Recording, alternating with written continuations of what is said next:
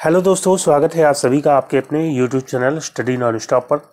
तो कैसे हैं आप सभी लोग? उम्मीद करता हूं आप सभी अच्छे होंगे। तो दोस्तों, इस क्लास में हम लोग हिंदी की क्वेश्चंस करेंगे और इसके लिए मैंने 45 क्वेश्चंस यहां पे सिलेक्ट किए हैं, जो कि आपके आने वाले वीडियो री एग्ज़ाम के लिए या इसके अलावा भी कोई अन्य परीक्षा जहाँ पर हिंदी से क्वेश्चन पूछे जाएंगे, उन सभी के लिए ये क्लास बेहद हेल्पफुल होगी।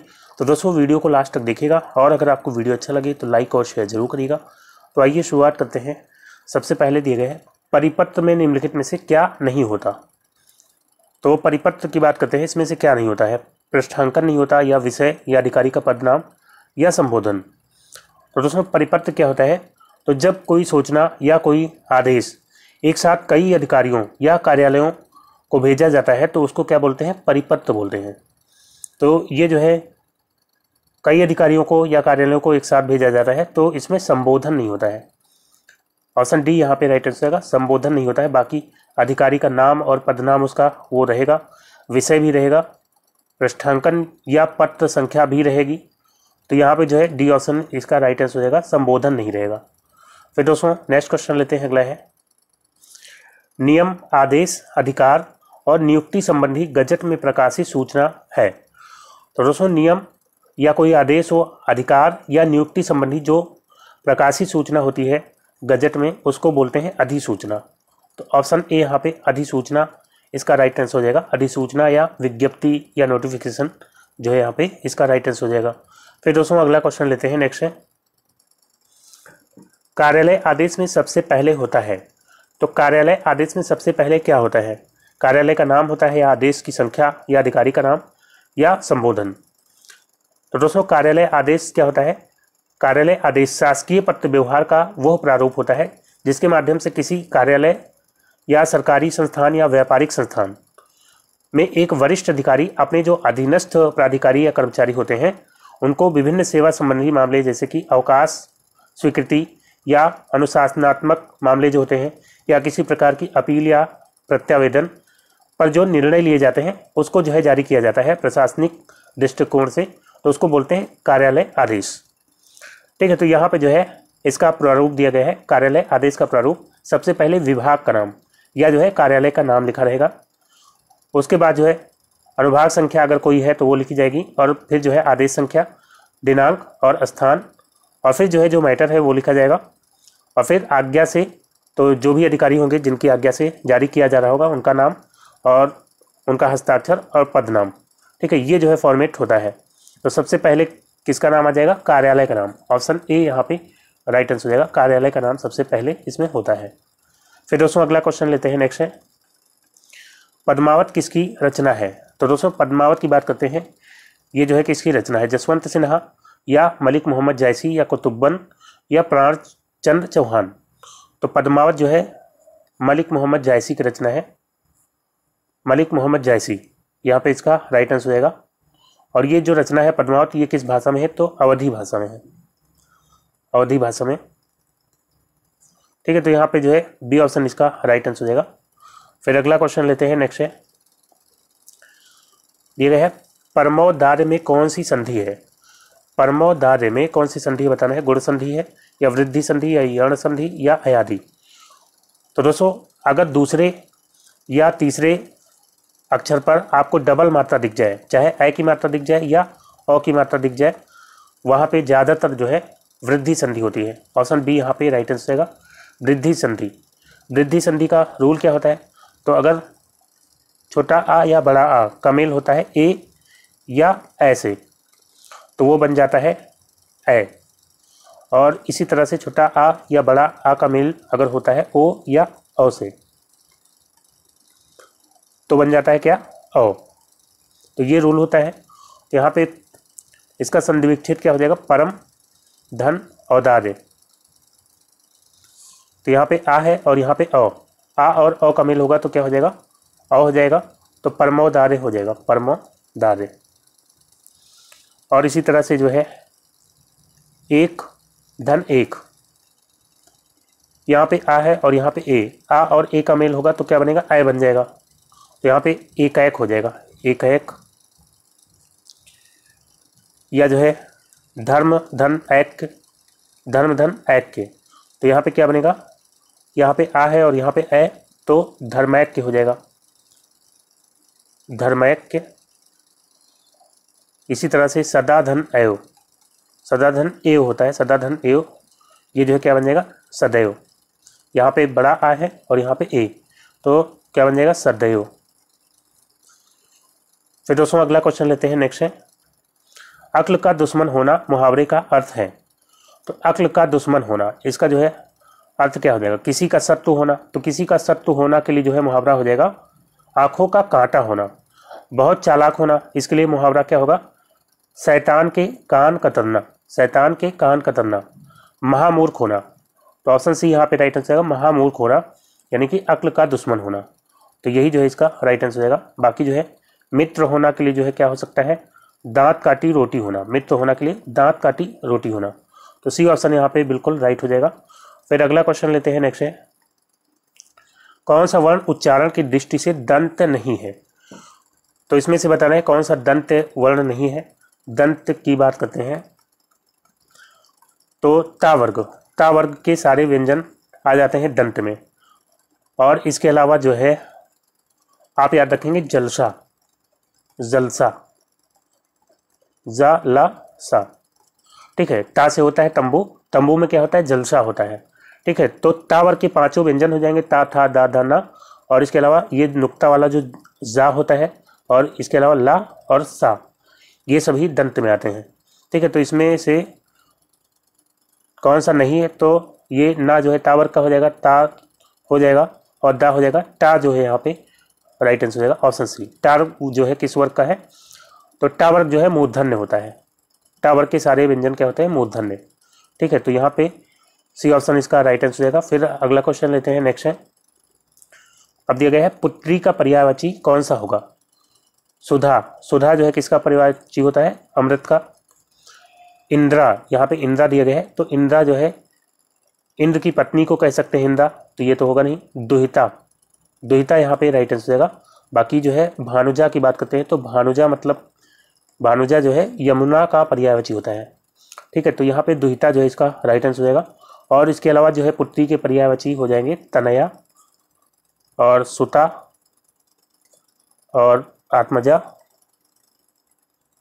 आत्मजा। तो अगर इसमें से आ की मात्रा हटा देते हैं सभी से, जैसे तनय, सुत या आत्मज, तो ये सब जो है पुत्र के पर्यायवाची हो जाएंगे और आ की मात्रा लगी रहेगी, तनया, सुता, आत्मजा, दुहिता, तो ये सब जो है पुत्री के पर्यायवाची होंगे। फिर दोस्तों अगला क्वेश्चन लेते हैं, नेक्स्ट है गिरधर में कौन सा समास प्रयुक्त है। तो गिरधर, गिरधर का समास विग्रह करेंगे तो क्या होगा, गिर को धारण करने वाले, गिर को धारण करने वाले, अर्थात श्री कृष्ण, अर्थात जो है श्री कृष्ण। तो गिरधर मतलब क्या होता है, श्री कृष्ण जी को गिरधर कहते हैं, गिरि को धारण करने वाले अर्थात श्री कृष्ण। तो यहाँ पे कौन सा समास हो जाएगा, बहुव्रीहि। बहुव्रीहि समास में कोई पद प्रधान नहीं होता, बल्कि एक अन्य पद की प्रधानता होती है। तो जो भी सामासिक पद एक अलग अर्थ की ओर संकेत करेगा, तो वहाँ पे क्या हो जाएगा, बहुव्रीहि समास हो जाएगा। तो यहाँ पे ना गिरि प्रधान है ना धर, बल्कि जो है एक अलग पद की प्रधानता है, इसलिए यहाँ पे बहुव्रीहि समास हो जाएगा। ऑप्शन सी यहाँ पे बिल्कुल राइट हो जाएगा। फिर दोस्तों नेक्स्ट क्वेश्चन लेते हैं, अगला है नवल सुंदर श्याम शरीर में कौन सा अलंकार है। दिया गया है उल्लेख, उपमा, रूपक, अतिशयोक्ति। तो नवल सुंदर श्याम शरीर, इसमें हो जाएगा उल्लेख। उल्लेख अलंकार में क्या होता है, जहाँ पे एक वस्तु का वर्णन अनेक प्रकार से किया जाए वहाँ पे उल्लेख अलंकार होता है। तो यहाँ पे जो है शरीर, शरीर का वर्णन किया जा रहा है। नवल मतलब नया है, सुंदर है, श्याम है, श्याम मतलब सांवला है। तो शरीर का वर्णन जो है कई तरीके से किया जा रहा है, नवीन, सुंदर और श्याम, तो इसलिए यहाँ पे उल्लेख अलंकार हो जाएगा। फिर दोस्तों अगला क्वेश्चन लेते हैं, नेक्स्ट है जिस पुरुष की पत्नी साथ नहीं है के लिए एक शब्द कौन सा होगा। तो जिस पुरुष की पत्नी साथ नहीं है उसके लिए शब्द क्या हो जाएगा, विधुर। विधुर किसको कहते हैं, जिसकी पत्नी मर चुकी हो, तो ये नहीं होगा, यहाँ पे विपत्नीक हो जाएगा। जिस पुरुष की पत्नी साथ नहीं है, ठीक है, उसके लिए जो है एक शब्द होगा विपत्नीक। वियोगी किसको कहते हैं, तो किसी के वियोग में अगर कोई व्यक्ति दुखी है तो उसको बोलेंगे वियोगी, और अपत्नीक भी नहीं होगा, विपत्नीक यहाँ पे राइट आंसर हो जाएगा। बताइए अध्यूढ़ा किसको बोलते हैं, अध्यूढ़ा, अध्यूढ़ा बोलते हैं जिस स्त्री का पति दूसरा विवाह कर ले, जिसका जिसका पति दूसरा विवाह कर ले, दूसरा विवाह कर ले, उसको क्या बोलेंगे? अद्यूरा बोलेंगे। और जिसका पति विदेश गया हो उसको क्या बोलेंगे? तो प्रोसित पतिका। प्रोसित पतिका, जिसका पति विदेश गया हो, जिसका पति विदेश गया हो। और इसी तरह जो है एक वर्ड याद रखेंगे, प्रवर्त्य पतिका। प्रवर्त्य पतिका, तो प्रवर्त्य पतिका किसको बोलते हैं? जिसका पति विदेश जाने वाला हो, विदेश जाने वाला हो। प्रोसित पतिका जिसका पति विदेश गया हो, और प्रवर्त्य पतिका जिसका पति विदेश जाने वाला हो, उसको बोलेंगे प्रवर्त्य पतिका। फिर दोस्तों अगला क्वेश्चन लेते हैं, नेक्स्ट है पलंग शब्द का तत्सम शब्द कौन सा होगा? तो पलंग का आपको क्या बताना है? तत्सम। प्लंग होगा या परमंग या जो है प्लवंग या पर्यंक। तो दोस्तों पलंग का तत्सम होता है पर्यंक। ऑप्शन डी यहाँ पे राइट आंसर है, पर्यंक। और इसके अलावा बताइए दाद का तत्सम क्या होगा? नेवला का तत्सम क्या होगा? और तिरछा, तिरछा का तत्सम बताइए क्या होगा? और इसके अलावा थाली, थाली का तत्सम क्या होगा? तो दोस्तों दाद का तत्सम होता है दंद्रु। और इसके अलावा नेवला, नेवला का तत्सम क्या हो जाएगा? नकुल। तिरछा का क्या होगा? तिरश्च, तिरछा का हो जाएगा तिरश्च। और थाली का जो है याद रखेंगे स्थाल। फिलहाल यहाँ पे डी ऑप्शन इसका पर्यंक राइट आंसर हो जाएगा। फिर दोस्तों अगला क्वेश्चन लेते हैं, नेक्स्ट है करत करत अभ्यास ते जड़मत होत सुजान, रसरी आवत जाते सिल पर परत निशान। इन पंक्तियों में कौन सा अलंकार है? तो अलंकार आपको बताना है, क्या हो जाएगा? विभावना या यमक या अतिशयोक्ति या दृष्टांत। तो दोस्तों यहाँ पे हो जाएगा दृष्टांत। दृष्टांत अलंकार कहाँ पे होता है? तो जब किसी बात की प्रामाणिकता के लिए कोई दूसरी बात कही जाए तो वहाँ पे क्या होता है? दृष्टांत अलंकार। मतलब किसी बात को सही साबित करने के लिए एक दूसरी बात कही जाएगी तो वहाँ पे क्या होगा? दृष्टांत। जैसे यहाँ पे करत करत अभ्यास ते जड़मत होती सुजान, यानी कि अभ्यास करते करते जो जड़मति यानी कि मूर्ख बुद्धि होता है वो भी सुजान हो जाता है, यानी कि ज्ञानी हो जाता है। और इस बात को सत्यापित करने के लिए जो है यहाँ पे कहा गया रसरी आवत जाते सिल पर परत निशान, यानी कि जिस तरह से रस्सी के आने जाने से सिल यानी कि पत्थर, पत्थर पर निशान पड़ जाता है। ठीक है, तो यहाँ पे एक बात को साबित करने के लिए जो है दूसरी बात कही जा रही है, इसलिए यहाँ पे दृष्टांत हो जाएगा। फिर दोस्तों अगला क्वेश्चन लेते हैं, नेक्स्ट है अब दिया गया है सरसों शब्द का तत्सम है। सरसों का आपको तत्सम बताना है, क्या होगा? ये वाला सरसों होगा या सरसप या सच्चक या श्लाका। तो दोस्तों सरसों का हो जाएगा सरसप। ऑप्शन बी यहाँ पे राइट आंसर होगा सरसप। और इसके अलावा सच्चक, सच्चक जो है किसका तत्सम होता है? तो सच्चक होता है सांचा का, सांचा। और श्लाका ये जो है सलाई का। सलाई क्या होती है? जो पहले स्वेटर बिना जाता था जिससे, उसको सलाई बोलते थे, तो ये जो है श्लाका, इसका तत्सम हो जाएगा। इसके अलावा बताइए जो है सियार का तत्सम क्या होगा? सियार का तत्सम क्या होगा? और सांवला का तत्सम क्या हो जाएगा? तो सियार का हो जाएगा श्रृंगाल, क्या हो जाएगा? श्रृंगाल। और सांवला का क्या हो जाएगा? श्यामल। फिर दोस्तों अगला क्वेश्चन है, दिया गया है जगी वनस्पतियां अलसाई मुख धोती शीतल जल से। इन पंक्तियों में कौन सा अलंकार है? श्लेष अलंकार है या उपमा अलंकार है या मानवीकरण है या रूपक अलंकार है? तो जगी वनस्पतियां अलसाई, वनस्पतियां जगी और क्या करी? अलसाई, यानी कि आलस किया उन्होंने। मुख धोती शीतल जल से, और ठंडे पानी से मुंह धोते हुए वनस्पतियां जगी और अलसाई। तो यहाँ पे अलंकार हो जाएगा मानवीकरण। मानवीकरण अलंकार हो जाएगा। मानवीकरण कहाँ पे होता है? जब अमानव में, अमानव यानी कि जो मनुष्य नहीं है, अमानव में मानवीय गुणों का, मानवीय गुणों का आरोप जहाँ पे किया जाएगा वहाँ पे हो जाएगा कौन सा अलंकार? मानवीकरण। ठीक है, तो यहाँ पे जो है मानवीकरण अलंकार हो जाएगा। फिर अगला क्वेश्चन है, दिया है आग पर पानी डालना मुहावरे का अर्थ है। तो आग पर पानी डालना क्या होगा? झगड़ा मिटाना या जलते घर को बचा लेना या कुछ भी जलने न देना या आग बुझाना। तो ऑप्शन ए यहाँ पे राइट आंसर होगा झगड़ा मिटाना। और झगड़ा बढ़ाना के लिए जो है क्या मुहावरा होगा, तो झगड़ा बढ़ाना के लिए हो जाएगा आग में घी डालना। ठीक है, आग में घी डालना यानी कि झगड़ा बढ़ाना, और आग पर पानी डालना यानी कि झगड़ा मिटाना। फिर दोस्तों अगला क्वेश्चन है, कबीर दास की वाणियों की भाषा कौन सी है। तो कबीर दास की जो वाणियाँ हैं उसकी भाषा क्या होगी, सदुक्कड़ी या व्रज या मैथिली या अवधी। तो कबीर दास की वाणियों की भाषा है मिश्रित टाइप की, खिचड़ी टाइप की भाषा है, और इसको कहते हैं सदुक्कड़ी। ऑप्शन ए यहाँ पे राइट आंसर होगा, सदुक्कड़ी भाषा है। और कबीर दास की बात करते हैं तो ये जो है निर्गुण भक्ति धारा के कवि थे, निर्गुण भक्ति धारा के कवि थे। और इनकी रचनाओं की बात करते हैं तो इनकी रचनाएं आप याद रखेंगे, सबद, सबद, बीजक और साखी, साखी हो जाएगी, और इसके अलावा जो है रामायणी। ये सब जो है इनकी प्रमुख रचनाएं हैं जो अक्सर पूछी जाती हैं। तो यहाँ पे सदुक्कड़ी फिलहाल राइट आंसर हो जाएगा। फिर अगला क्वेश्चन है,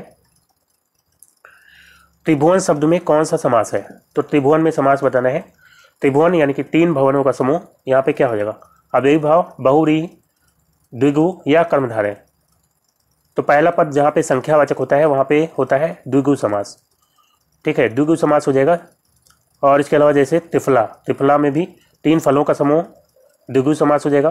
त्रिभुज, 3 भुजाओं का समूह, द्विगु समास। चौराहा यानी कि 4 रास्तों का समूह हो जाएगा। और इसके अलावा अठन्नी में बताइए कौन सा समास होगा, अठन्नी। तो अठन्नी में 8 आनों का समूह, ये भी जो है द्विगु समास का उदाहरण हो जाएगा। नवग्रह, नवग्रह भी 9 ग्रहों का समूह, तो यहाँ पे भी द्विगु समास हो जाएगा। और चतुर्भुज में कौन सा समास होगा, चतुर्भुज, चतुर्भुज में बताइए जो है कौन सा समास हो जाएगा। या बारहसिंगा में बताइए कौन सा समास होगा, बारहसिंगा।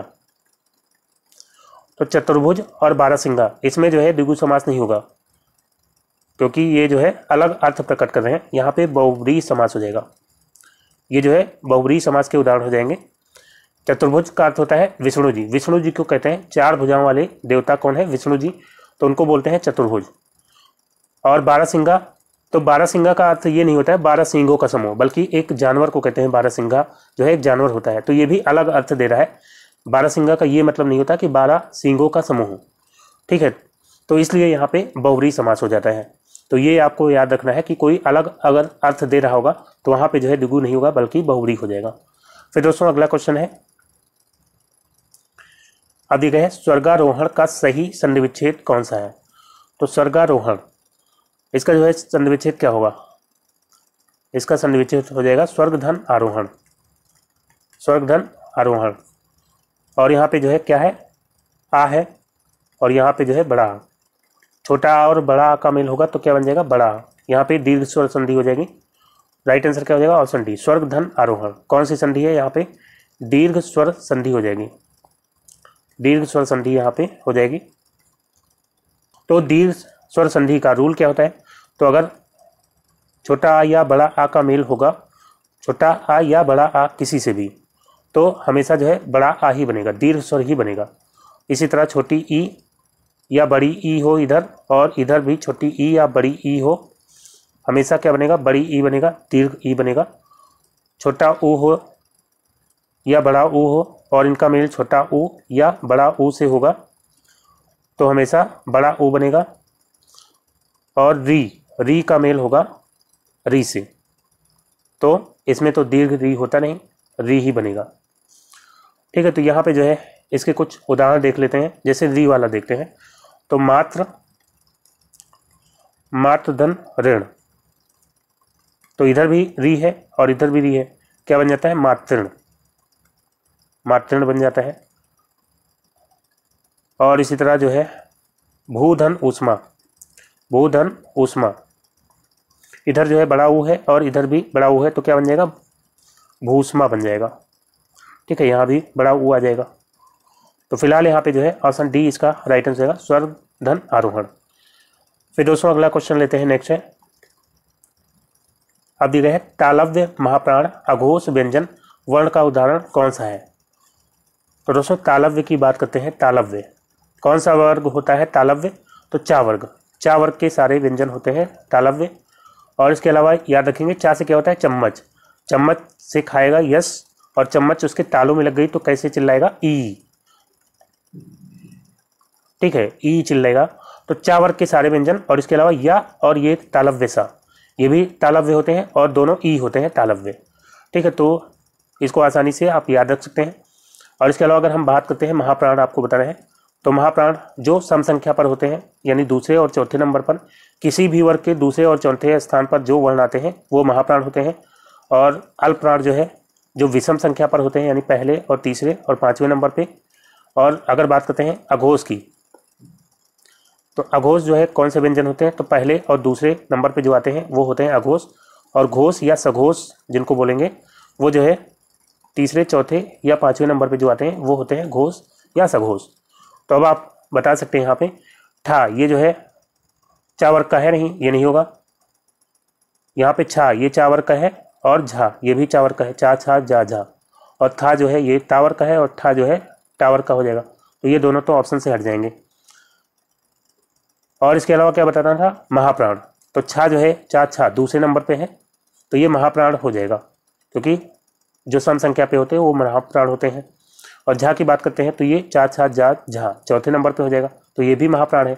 अब घोष अघोष में देखना है, तो अघोष कौन सा है छा और झा में से? तो अघोष जो है पहला और दूसरा नंबर वाला होता है, तो यहाँ पे छा ये दूसरे नंबर पे है, ये हो जाएगा अघोष। तो ये जो है इसका राइट आंसर हो जाएगा। फिर बढ़ते हैं अगले क्वेश्चन की ओर। अब दिया गया है सही वर्तनी वाला शब्द कौन सा है? आपको सही वर्तनी वाला शब्द यहाँ पे बताना है। त्योहार, तो क्या ये त्योहार की वर्तनी सही है? तो दोस्तों त्योहार में अ की मात्रा नहीं होती है बल्कि ओ की मात्रा होती है। त्योहार डबल मात्रा नहीं होगी, त्योहार ये जो है सही वर्तनी होती है। और अलौकिक, अलौकिक नहीं होता, अलौकिक होता है, अ की मात्रा होगी अलौकिक। और अतिशयोक्ति, तो अतिशयोक्ति, क्या ये अतिशयोक्ति सही है? तो दोस्तों बिल्कुल सही है। ये आधा सा करके एग्जाम में देता है तो वो वाला गलत होता है। अतिशयोक्ति इसमें पूरा सा होता है, तो ऑप्शन सी यहाँ पे राइट आंसर होगा। बाकी बर्तन, बर्तन की ये वर्तनी जो है अशुद्ध होती है, बर्तन की सही वर्तनी होते हैं ये। ठीक है, तो यहाँ पे जो है सी ऑप्शन इसका राइट आंसर होगा, अतिशयोक्ति। फिर दोस्तों अगला क्वेश्चन लेते हैं, नेक्स्ट है रौद्र रस का स्थायी भाव क्या होता है? तो रौद्र रस की बात करते हैं, इसका स्थायी भाव क्या हो जाएगा? भय, भय होता है भयानक रस का, भयानक रस का स्थायी भाव होता है भय। क्रोध हो जाएगा ऑप्शन बी। रति जो है श्रृंगार रस का होता है, श्रृंगार रस का हो जाएगा रति। और शोक जो है करुण रस का, करुण रस का हो जाएगा शोक। तो यहाँ पे बी ऑप्शन इसका राइट आंसर होगा। फिर अगला क्वेश्चन लेते हैं, नेक्स्ट है। अब दोस्तों आपको दिया गया है मूर्धन्य, महाप्राण, अघोष, व्यंजन वर्ण का उदाहरण कौन सा है? तो मूर्धन्य, मूर्धन्य जो है कौन सा वर्ग होता है? टा वर्ग। टा वर्ग के सारे व्यंजन क्या होते हैं? मूर्धन्य। और टा से टमाटर कौन खाएगा? ऋषि खाएगा, तो री और ये मूर्धन्य सा। तो टा वर्ग में जो है टा वर्ग के सारे व्यंजन हो गए, ये मूर्धन्य होते हैं। और मूर्धन्य जो है कौन सा? री जो है एक स्वर हो जाएगा, ये भी मूर्धन्य होता है। और ये जो सा होता है मूर्धन्य सा इसको बोलते हैं, तो ये भी जो है मूर्धन्य हो जाएगा। तो यहाँ पे जो है टा वर्ग के जो व्यंजन है जैसे कि ठा और ढा, बाकी भा जो है पावर का हो जाएगा, नहीं होगा। छा जो है चावर का हो जाएगा। तो ठा और ढा में देख रहे हैं जो मूर्धन्य भी हो महाप्राण भी हो, तो महाप्राण जो कि दूसरे और चौथे नंबर वाले हो जाते हैं, दूसरे चौथे नंबर वाले महाप्राण हो जाएंगे। और अघोष जो है पहले और दूसरे वाले, तो ये महाप्राण हो गए। और अघोष जो है अघोष पहले और दूसरे वाले। तो यहाँ पे ठा टा ठा दूसरे नंबर पे है, तो ये अघोष हो जाएगा और महाप्राण भी होगा। और ढा जो है महाप्राण तो है क्योंकि ये चौथे नंबर पे है, लेकिन ये जो है घोष हो जाएगा, अघोष नहीं होगा। तो यहाँ पे भी बी ऑप्शन इसका ठा इसका राइट आंसर होगा। फिर दोस्तों अगला क्वेश्चन लेते हैं। शायद आज आप ज़्यादा व्यस्त हैं, इस वाक्य में ज़्यादा किस प्रकार का विशेषण है? तो दोस्तों अगर हम बात करते हैं विशेषण की, विशेषण जो कि संज्ञा या सर्वनाम की विशेषता बतलाते हैं उनको क्या बोलते हैं? विशेषण। और इसके जो है चार भेद हो जाते हैं। एक हो जाएगा गुणवाचक। गुणवाचक विशेषण कौन से होते हैं? तो जो किसी संज्ञा या सर्वनाम के गुण या दोष या अवस्था या रंग रूप आदि का बोध कराते हैं वो होते हैं गुणवाचक। इसके बाद हो जाएगा संख्यावाचक, तो जो संज्ञा या सर्वनाम की संख्या का बोध कराते हैं उनको बोलते हैं संख्यावाचक। तो इसमें जो है जो चीज़ें गिनी जा सकती हैं उनकी विशेषता जो बतलाएंगे वो होंगे संख्यावाचक विशेषण, जैसे कि 3 आदमी या कुछ आदमी, कुछ गायें। तो इसमें भी 2 भेद हो जाएंगे, निश्चित संख्यावाचक एक हो जाएगा और एक जो है अनिश्चित संख्यावाचक। तो निश्चित संख्या में संख्या निश्चित होगी, जैसे कि 2 आदमी, 3 गायें। तो यहाँ पे 2 या 3 ये सब क्या हो जाएंगे निश्चित संख्यावाचक में। और अनिश्चित में जो है संख्या निश्चित नहीं होगी, जैसे कि कुछ आदमी या कुछ गायें। तो ये जो है अनिश्चित संख्यावाचक में आ जाएंगे। और इसके बाद हो जाएगा परिमाणवाचक, जो मात्रा का बोध कराते हैं। ऐसे विशेषण जो मात्रा का बोध कराते हैं उनको बोलेंगे परिमाणवाचक। तो जो वस्तुएं माप तोल करके आती हैं उनकी विशेषता जो बतलाएंगे वो क्या हो जाएंगे परिमाणवाचक। और इसमें भी 2 भेद हो जाएंगे, एक निश्चित परिमाणवाचक और एक जो है अनिश्चित परिमाणवाचक। तो जो निश्चित मात्रा का बोध कराएंगे, जैसे कि 2 लीटर दूध या 2 किलो आलू, ये सब जो है निश्चित परिमाणवाचक में हो जाएंगे। और अनिश्चित में जो निश्चित मात्रा का बोध नहीं कराएंगे, जैसे कि बहुत सारा आलू या ज़्यादा आलू या थोड़ा आलू, ये सब अनिश्चित परिमाणवाचक में हो जाएंगे। और इसके अलावा जो है सार्वनामिक, चौथा भेद हो जाएगा सार्वनामिक विशेषण। तो अगर किसी संज्ञा से पहले सर्वनाम आता है तो वो हो जाता है सार्वनामिक विशेषण। ठीक है, तो यहाँ पे जो है राइट आंसर क्या होगा, ज़्यादा किस प्रकार का विशेषण है। शायद आज आप ज़्यादा व्यस्त हैं, तो ज़्यादा व्यस्तता संख्या तो बता नहीं रही, तो यहाँ पे ये हो जाएगा परिमाणवाचक। और कैसा परिमाणवाचक, तो ज़्यादा या कम ये सब जो है अनिश्चित परिमाणवाचक में आ जाएंगे। ऑप्शन बी यहाँ पे राइट आंसर होगा अनिश्चित परिमाण, यहाँ पे परिमाण होगा परिमाणवाचक। ठीक है, तो बी ऑप्शन यहाँ पे राइट आंसर होगा। फिर अगला क्वेश्चन लेते हैं, नेक्स्ट है। अब दिया गया है जिन पंक्तियों में एक ही उच्चारण स्थान से उच्चारित होने वाले वर्णों की आवृत्ति होती है वहाँ कौन सा अलंकार होता है। लाटानुप्रास, श्रुत्यानुप्रास, छेकानुप्रास या वृत्त्यानुप्रास। तो अनुप्रास अलंकार की बात करते हैं। अनुप्रास अलंकार जहाँ पे कोई वर्ण बार बार रिपीट होता है वहाँ पे होता है अनुप्रास अलंकार।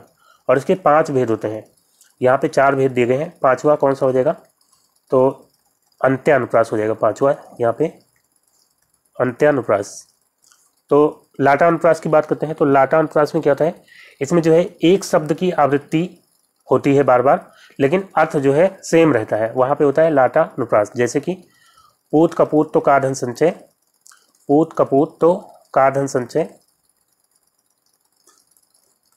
और अगली लाइन है पूत सपूत तो का धन संचय, पूत सपूत तो का धन संचय। अब यहाँ पे पूत जो है बार बार रिपीट हुआ, मतलब 2 बार आया, और तो जो है 2 बार आया, और का भी 2 बार आया, धन भी 2 बार आया, संचय भी। लेकिन दोनों बार अर्थ अलग नहीं है।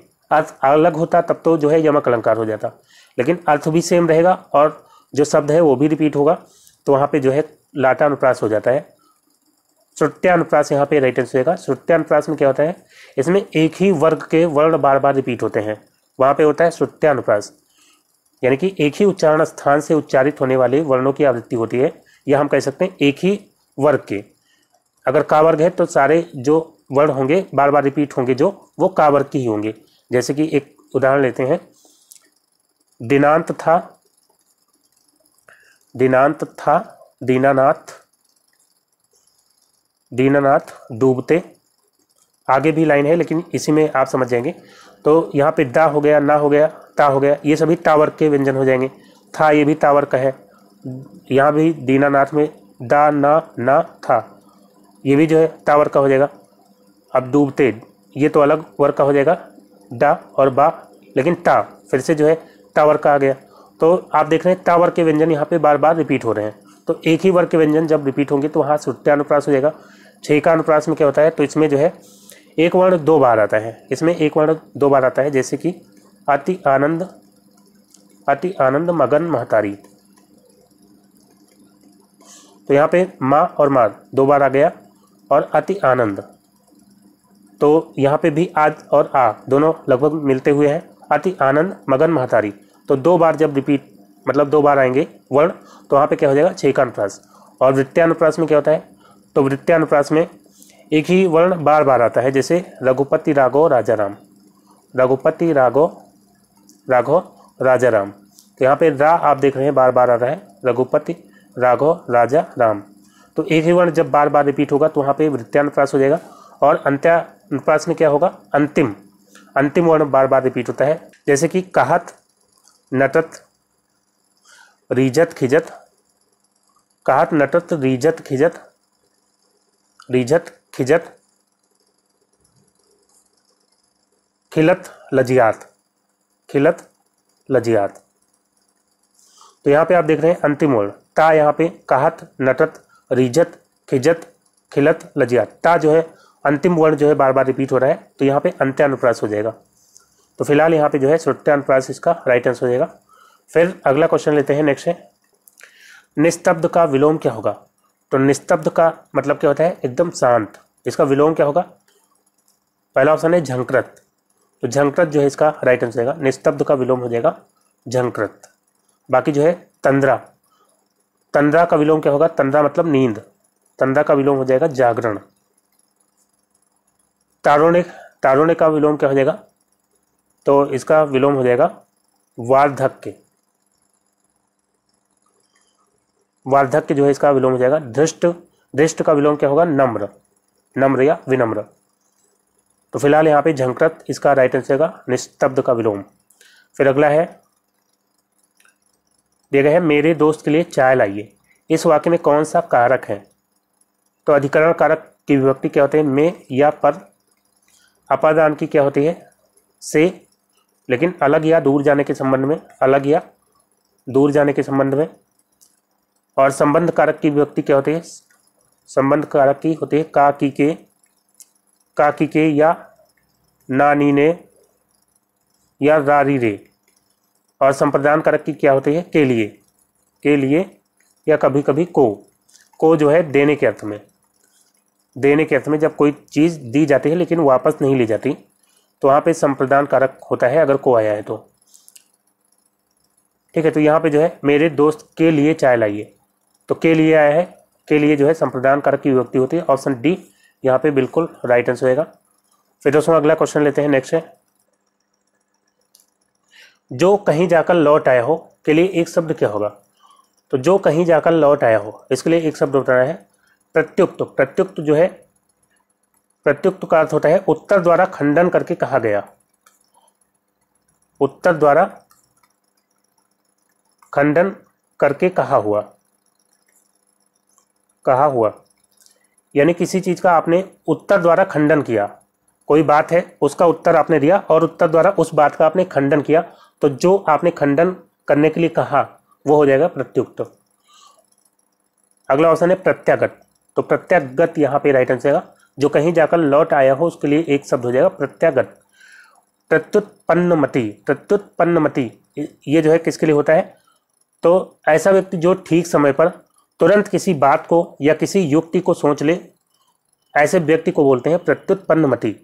जो ठीक समय पर तुरंत किसी बात को या तरीकों को, युक्ति को सोच ले, उसको वो क्या बोलेंगे प्रत्युत्पन्नमति। प्रष्टव्य किसको बोलते हैं, तो प्रष्टव्य प्रश्न के रूप में पूछे जाने योग्य, ऐसा कुछ जिसको प्रश्न के रूप में पूछा जा सकता है उसको बोलेंगे प्रष्टव्य। तो फिलहाल यहाँ पे प्रत्यागत इसका राइट आंसर हो जाएगा। फिर अगला क्वेश्चन है इनमें से कौन सा शब्द उपमा का पर्यायवाची नहीं है। उपमा का पर्यायवाची आपको बताना है कौन सा नहीं है, तुलना, मिलान, सादृश्य या मिलावटी। तो यहाँ पे मिलावटी इसका राइट आंसर होगा। उपमा का पर्यायवाची तुलना हो जाता है, मिलान हो जाता है, सादृश्य हो जाता है, इसके अलावा समानता भी हो सकता है। तो यहाँ पे डी ऑप्शन मिलावटी इसका राइट आंसर हो जाएगा। फिर दोस्तों नेक्स्ट क्वेश्चन लेते हैं, अगला है चमड़ी जाए पर दमड़ी ना जाए, इस लोकोक्ति का अर्थ क्या है। गुंडागर्दी करना नहीं होगा, गलत ढंग से कमाई भी नहीं होगा, बहुत कंजूस होना। चमड़ी चली जाए लेकिन दमड़ी ना जाए, इसका अर्थ क्या होता है, बहुत कंजूस होना। तो यहाँ पे जो है सी ऑप्शन इसका राइट आंसर हो जाएगा। फिर अगला क्वेश्चन लेते हैं, दिया गया है प्रियतम को समक्ष पाकर कामिनी न जा सकी न ठहर सकी, इस पंक्ति में कौन सा अलंकार है। उपमा है या रूपक है या विरोधाभास है या विभावना। तो यहाँ पे जो है हो जाएगा विरोधाभास। प्रियतम को समक्ष पाकर कामिनी न जा सकी न ठहर सकी, तो जहाँ पे जो है जब दो विपरीत बातें एक साथ दर्शाई जाएंगी वहाँ पे क्या होगा, विरोधाभास। तो प्रियतम को समक्ष पाकर कामिनी न जा सकी न ठहर सकी, तो न जा सकी न ठहर सकी ये दो विरोधी बातें हो जाएंगी, तो इसलिए यहाँ पे विरोधाभास हो जाएगा। और विभावना में क्या होता है, जहाँ पे बिना कारण के काम का होना पाया जाए वहाँ पे विभावना होता है। जैसे कि बिन पग चले सुने बिन काना, यानी कि बिना पैर के चल रहे हैं और बिना कान के सुन रहे हैं, तो यहाँ पे विभावना हो जाता है। तो फिलहाल यहाँ पे विरोधाभास हो जाएगा। फिर अगला क्वेश्चन लेते हैं, नेक्स्ट है, इनमें से किस शब्द की वर्तनी शुद्ध है? शुद्ध वर्तनी वाला शब्द बताना है। दे रहे तिरस्कार, आयुर्वेदिक, मंत्रिमंडल, सौंदर्यता। तो इसमें जो है शुद्ध वर्तनी है केवल तिरस्कार की। बाकी आयुर्वेदिक, तो आयुर्वेदिक नहीं होता, आयुर्वेदिक होता है। आयुर्वेदिक, यहाँ पे जो है रा वा के ऊपर लगेगा। ये जो रा होता है इसको कौन सा रा बोलते हैं? रेफ वाला रा। तो रेफ वाला जो रा होता है, तो जहाँ पे इसका उच्चारण होता है उसके अगले शब्द पर इसको लगाया जाता है। तो आयु के बाद जो है इसका उच्चारण हो रहा है, तो अगले शब्द पर वा पर जो है ये रा लग जाएगा, आयुर्वेदिक। मंत्रिमंडल, ये भी गलत है। मंत्रिमंडल जो है इस तरह से लिखा जाता है, मंत्रिमंडल। और सौंदर्यता जैसा कोई शब्द नहीं होता, या तो सुंदरता होता है या सौंदर्य। तो फिलहाल यहाँ पे पहला ऑप्शन तिरस्कार राइट आंसर हो जाएगा। फिर अगला क्वेश्चन लेते हैं, नेक्स्ट है, दिया गया है गरुड़ का पर्यायवाची इनमें से कौन सा है? खगेश, मघवा, पक्षीनाथ, जातवेद। तो गरुड़ का पर्यायवाची हो जाएगा खगेश। मघवा जो है इंद्र का पर्यायवाची होता है, पक्षीनाथ नहीं होगा। जातवेद जो है किसका पर्यायवाची होता है? ये अग्नि का पर्यायवाची होता है। और एक जो है जातरूप होता है। जातरूप किसका पर्यायवाची होता है? तो जातरूप होता है सोना, स्वर्ण या सोना। तो खगेश यहाँ पे राइट आंसर हो जाएगा। और इसके अलावा गरुड़ के पर्यायवाची आप याद रख सकते हैं, पन्नगारी, उर्गारी, और इसके अलावा वातने और सुपर्ण हो जाएगा। और इसके अलावा हरियान। तो ये जो है कुछ हो जाएंगे गरुड़ के पर्यायवाची। फिर दोस्तों अगला क्वेश्चन लेते हैं, नेक्स्ट है, दिया गया है जब कर्ता एक काम समाप्त कर उसी क्षण दूसरी क्रिया में प्रवृत्त हो जाए तो उस पहली क्रिया को क्या कहते हैं? दिया गया है सहायक क्रिया, संयुक्त क्रिया, पूर्वकालिक क्रिया, नाम धातु क्रिया। तो दोस्तों यहाँ पे जो है जब कर्ता एक काम समाप्त कर उसी क्षण दूसरी क्रिया में प्रवृत्त हो जाए तो उस क्रिया को कहते हैं पूर्वकालिक क्रिया। जैसे वो पढ़कर सो गया, तो पढ़ने के बाद तुरंत वो सो गया, पढ़कर सो गया, एक काम को समाप्त किया पढ़ने का और फिर जो है सो गया। तो पहली क्रिया क्या होगी? पूर्वकालिक क्रिया। पढ़कर यहाँ पे पूर्वकालिक क्रिया हो जाएगी। और क्रिया की बात करते हैं तो क्रिया के भेद होते हैं, एक तो सहायक क्रिया हो जाएगा, संयुक्त क्रिया हो जाएगा, पूर्वकालिक क्रिया हो गई, नाम धातु क्रिया, और इसके अलावा प्रेरणार्थक क्रिया हो जाएगी। तो सहायक क्रिया क्या होती है? जो क्रिया को सहायता प्रदान करती है, जैसे कि वह जा रहे हैं। तो जाना जो है मुख्य क्रिया हो जाएगी, लेकिन ये सहायता प्रदान कर रहे हैं, तो ये सहायक क्रिया हो जाएगी। संयुक्त क्रिया में क्या होता है? तो संयुक्त क्रिया जो है दो क्रियाओं से मिलकर के बनती है। जैसे कि वो खाने लगा, तो खाना और लगना दो क्रियाएं हैं, उससे बनी वो खाने लगा। तो यहाँ पे जो है ये खाने लगा, ये संयुक्त क्रिया हो जाएगी। पूर्वकालिक क्रिया हो ही गया। नाम धातु क्रिया जो है, तो ऐसी क्रिया जो कि संज्ञा या सर्वनाम या विशेषण से बनती है उसको बोलते हैं नाम धातु क्रिया। जैसे कि हाथ से बन गया हथियाना, और जैसे अपना से बन गया अपनाना। तो ये सब जो है क्या हो जाएंगी? नाम धातु क्रिया हो जाएंगी। प्रेरणार्थक क्रिया में इसमें जो है ऐसी क्रिया जिसके द्वारा बोध होता है कि काम दूसरे से कराया जा रहा है, जैसे कि लिखाया या लिखवाया या पढ़वाया या पढ़ाया, ये सब जो है प्रेरणार्थक क्रियाएं हो जाएंगी। तो फिलहाल यहाँ पे पूर्वकालिक क्रिया इसका राइट आंसर हो जाएगा। फिर अगला क्वेश्चन है, जिसकी दो माताएं हों के लिए इनमें से उपयुक्त शब्द क्या है? तो जिसकी दो माताएं हों उसके लिए जो है एक शब्द क्या हो जाएगा? द्वय मातुर या द्वय मातृका या सौतेला या द्विमाता। तो जिसकी दो माताएं हों उसके लिए जो है एक शब्द हो जाएगा द्वय मातुर। ऐसा व्यक्ति जिसकी दो माताएं हों उसको बोलेंगे द्वय मातुर। तो यहाँ पे पहला ऑप्शन ही इसका राइट आंसर हो जाएगा। फिर अगला क्वेश्चन लेते हैं, नेक्स्ट है, रोगी चल नहीं सकता का भाववाच्य में रूपांतरण क्या होगा? तो रोगी चल नहीं सकता, इसका भाववाच्य में रूपांतरण करना है। वाच्य की बात करते हैं। वाच्य जो है 3 तरह के होते हैं। एक हो जाता है कर्तृवाच्य, जिसमें कर्ता प्रधान होता है, और एक जो है कर्मवाच्य, जिसमें कर्म की प्रधानता होती है, और एक जो है तीसरा हो जाएगा भाववाच्य, जिसमें भाव की प्रधानता होती है। तो कर्तवाच्य जैसे कि रोगी चल नहीं सकता, तो यहाँ पे क्रिया जो है कर्ता के अनुसार आएगी, रोगी के अनुसार आई, रोगी चल नहीं सकता।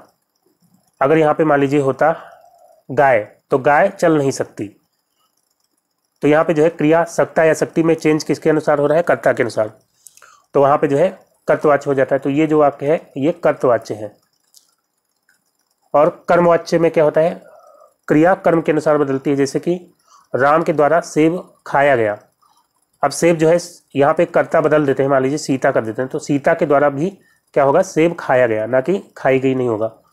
ठीक है। अगर मान लीजिए रोटी कर देते हैं सेब की जगह, सेब जो कि कर्म है, अब यहाँ पे कर्म को हमने बदला, तो राम के द्वारा रोटी क्या होगा? खाई गई, या सीता के द्वारा रोटी खाई गई। तो जब कर्म के अनुसार क्रिया आएगी तो वहाँ पे कर्मवाच्य होगा, कर्ता के अनुसार आएगी तो कर्तवाच्य होगा, और जहाँ पे भाव प्रधान होगा वहाँ पे भाववाच्य होगा। तो इसमें जो है ज़्यादातर असमर्थता जहाँ पे प्रकट होती है या समर्थता जहाँ पे प्रकट होती है वहाँ भी भाववाच्य होता है। तो रोगी से चला नहीं जाता, इसका हो जाएगा रोगी चल नहीं सकता, तो यहाँ पे रोगी से चला नहीं जाता, यहाँ पे असमर्थता प्रकट हो रही है, तो यही इसका राइट आंसर हो जाएगा। बाकी रोगी चल नहीं पाएगा, ये तो कर्तवाच्य ही हो जाएगा। रोगी चल नहीं पा रहा है, ये भी कर्तवाच्य होगा। रोगी नहीं चलेगा, ये भी कर्तवाच्य होगा। तो पहला ऑप्शन यहाँ पे बिल्कुल राइट आंसर हो जाएगा। फिर दोस्तों अगला क्वेश्चन लेते हैं। नेक्स्ट है, इनमें से चिरंतन का विलोम क्या है? चिरंतन का आपको विलोम बताना है। दिया गया है अनस्वर, अनस्वर नहीं होगा, अल्पजीवी भी नहीं होगा, नस्वर। चिरंतन मतलब जो हमेशा रहे, और नस्वर मतलब नष्ट होने वाला, तो नस्वर जो है इसका राइट आंसर हो जाएगा। और इसके अलावा बताइए प्रवर का विलोम क्या होगा? प्रवर। युयुत्सा का विलोम क्या होगा? युयुत्सा। और इसके अलावा विधवा, विधवा का विलोम क्या होगा? और लब्ध, लब्ध का विलोम क्या होगा? तो दोस्तों प्रवर का विलोम हो जाएगा अवर। युयुत्सा, युयुत्सा मतलब युद्ध करने की इच्छा, तो इसका विलोम क्या हो जाएगा? मैत्री। विधवा, विधवा का क्या होगा? तो विधवा का विधो नहीं होगा, विधो तो इसका पुल्लिंग हो जाएगा। विधवा का विलोम आपको बताना है, तो विधवा का हो जाएगा सधवा। विधवा मतलब जिसका पति मर चुका हो, सधवा मतलब जिसका पति हो अभी जिंदा हो। तो विधुर का क्या होगा? विधुर का बताइए क्या होगा? तो विधुर जिसकी पत्नी मर चुकी हो, और इसका विलोम क्या होगा? सपत्नीक, यानी जिसकी पत्नी साथ हो। लब्ध का विलोम क्या होता है? लब्ध का हो जाएगा, लब्ध मतलब प्राप्त किया हुआ, और इसका हो जाएगा प्रदत्त। प्रदत्त मतलब दिया गया, प्रदान किया गया। ठीक है। तो यहाँ पे फिलहाल नस्वर इसका राइट आंसर हो जाएगा। फिर अगला क्वेश्चन है, यति का क्या अर्थ है? तो यति का अर्थ क्या होगा? चरण, या गण, या विराम, या प्रवाह।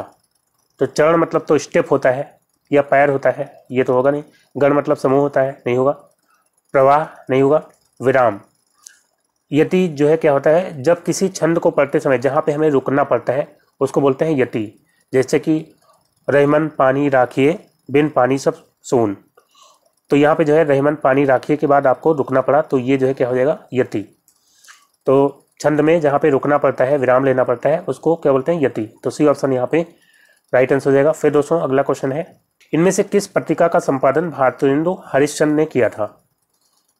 दिया गया है भारत बंधु नहीं होगा, भारत मित्र भी नहीं होगा, बाल बोधनी। बाल बोधनी पत्रिका का संपादन किया गया था भारतेंदु हरिश्चंद्र के द्वारा, भारतेंदु हरिश्चंद्र के द्वारा। इसके अलावा जो है कवि वचन सुधा, कवि वचन सुधा, ये भी पत्रिका इन्हीं के द्वारा संपादित की गई थी, कवि वचन सुधा।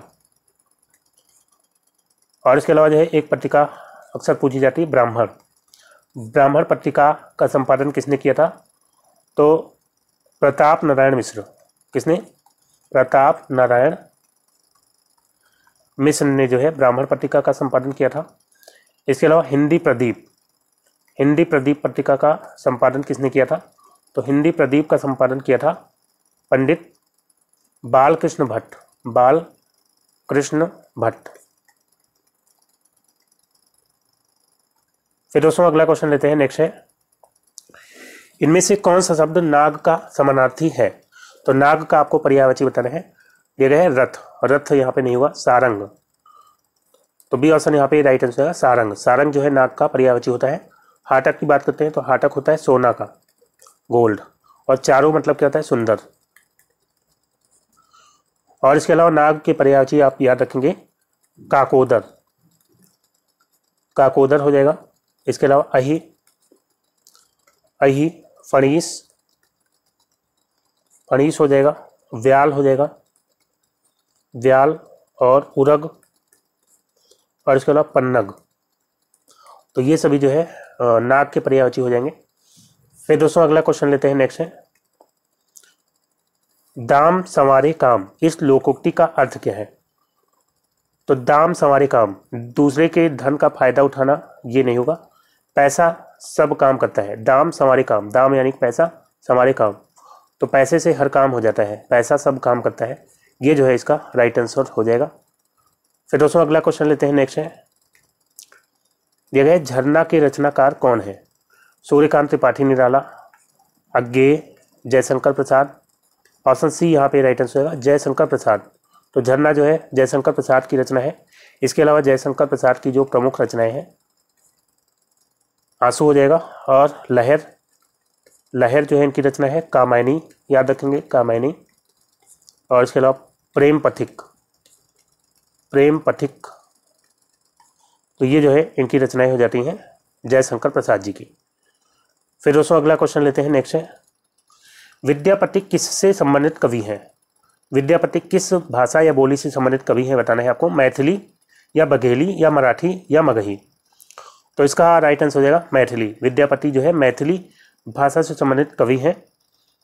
और इनकी रचनाएं आप याद रख सकते हैं कीर्तिलता, कीर्तिलता जो है याद रखेंगे। और इसके अलावा कीर्ति, कीर्ति पताका, कीर्ति पताका। और एक जो है पदावली। फिर दोस्तों नेक्स्ट क्वेश्चन लेते हैं, अगला है आग्नेयास्त्र का सही संधि विच्छेद कौन सा है?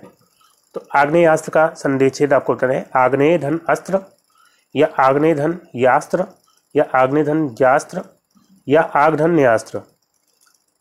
तो यहाँ पे इसका राइट आंसर है ऑप्शन ए आग्नेय धन अस्त्र। यहाँ पे संधि कौन सी होगी? तो या में जो है ऑलरेडी छोटा आ है और इधर भी आ है, अस्त्र में दोनों आ मिल करके बन जाते हैं बड़ा। और क्या बन जाता है? आग्नेयास्त्र। संधि कौन सी हो जाएगी? यहाँ पे दीर्घ स्वर संधि हो जाएगी, दीर्घ संधि यहाँ पे हो जाएगी। फिर दोस्तों नेक्स्ट क्वेश्चन लेते हैं, अगला है निम्नलिखित शब्द युग्म का सही अर्थ क्या होगा? दिया गया है असित और अशित। तो असित और अशित, यहाँ पे जो है दिया गया है इच्छा। असित मतलब इच्छा नहीं होता है, तो ये ऑप्शन तो गया। असित मतलब होता है काला, असित मतलब होता है काला, तो काला इसमें केवल दिया गया है बी ऑप्शन में, तो यही इसका राइट आंसर होगा। और ये वाला जो असित है इसका मतलब क्या होता है? खाया हुआ। असित मतलब खाया हुआ और असित मतलब काला, तो बी ऑप्शन यहाँ पे बिल्कुल राइट आंसर होगा। इसके अलावा बताइए अभिज्ञ और अविज्ञ, और एक हो जाता है आर्द्र, आर्द्र, और एक हो जाता है आर्द्र। और इसके अलावा जो है एकांकी, एकांकी, और एक जो है एकांगी। तो ये जो है समश्रुति भिन्नार्थक शब्द हैं, इनका जो है आपको अर्थ बताना है। अभिज्ञ मतलब क्या होता है? अभिज्ञ मतलब होता है जानकार, यानी जानने वाला, जो जानकारी रखता है, जानकार। और अविज्ञ मतलब क्या होता है? तो अविज्ञ मतलब होता है मूर्ख, विज्ञ मतलब जानकार, और अविज्ञ मतलब होता है मूर्ख। आर्द्र मतलब क्या होता है? आर्द्र मतलब होता है दुखी। और ये वाला जो आर्द्र है इसका मतलब क्या होता है? गीला। एकांकी मतलब क्या होता है? एक अंक वाला नाटक, एक अंक वाला नाटक को क्या बोलते हैं? एकांकी बोलते हैं। और एकांगी मतलब क्या होता है? एक अंग वाला, एक अंग वाला। तो दोस्तों फिलहाल यहाँ पे बी ऑप्शन इसका राइट आंसर हो जाएगा। तो आज का वीडियो यहीं पे समाप्त करता हूँ। उम्मीद करता हूँ वीडियो आपको अच्छा लगा होगा। अगर वीडियो आपको अच्छा लगा हो तो लाइक और शेयर जरूर करिएगा, और जो दोस्त नए हैं चैनल पर, वो चैनल को सब्सक्राइब करके नोटिफिकेशन बेल को ऑन कर लेंगे, ताकि अगला वीडियो अपलोड होते ही उसका नोटिफिकेशन आपको सबसे पहले मिल जाए। तो दोस्तों मिलते हैं अगले वीडियो में, तब तक के लिए goodbye and take care.